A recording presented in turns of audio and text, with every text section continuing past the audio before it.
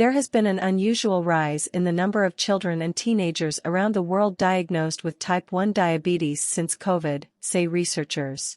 A new study in JAMA Network Open Journal has collated available data from different countries, including the UK, on more than 38,000 young people diagnosed during the pandemic. The authors describe the increase in cases of diabetes as substantial. More work is needed to understand why the rise is happening, they say. Some of the rise could be attributed to catch-up from backlogs and delays when health services were shut, but does not explain all of the newly diagnosed cases, say scientists. Before the pandemic, the incidence rate of childhood type 1 diabetes was already increasing by about 3% a year. The recent study found there was a 14% rise in the rate during the first year of the pandemic, compared to before COVID. In the second year of COVID, the rate was up about 27% on pre-pandemic levels. Researchers from the University of Toronto say, regardless of the cause, more resources and support may be needed for the growing number of children and adolescents affected by type 1 diabetes.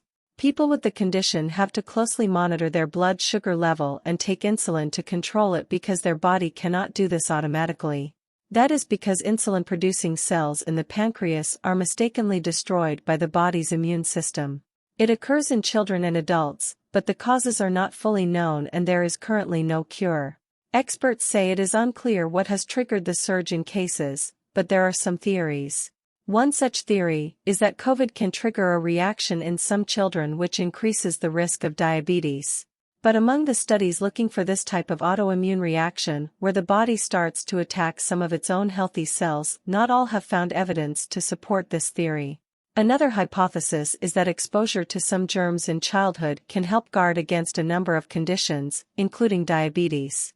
Some scientists believe it is possible that lockdowns and physical distancing during COVID meant many children did not get sufficient exposure to germs and missed out on this additional protection. Hilary Nathan, Policy Director at Type 1 Diabetes charity Gerfook, said, "This research reflects a life-changing reality for so many families here in the UK." She urged people to look out for the symptoms of type 1 diabetes: tiredness, thirst, needing to go to the toilet to urinate more often, and weight loss or increasing thinness, collectively known as the 4Ts. Knowing these signs and getting an early diagnosis and swift treatment can be life-saving, she said.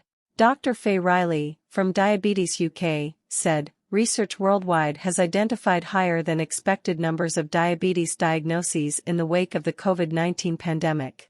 This study adds to the evidence.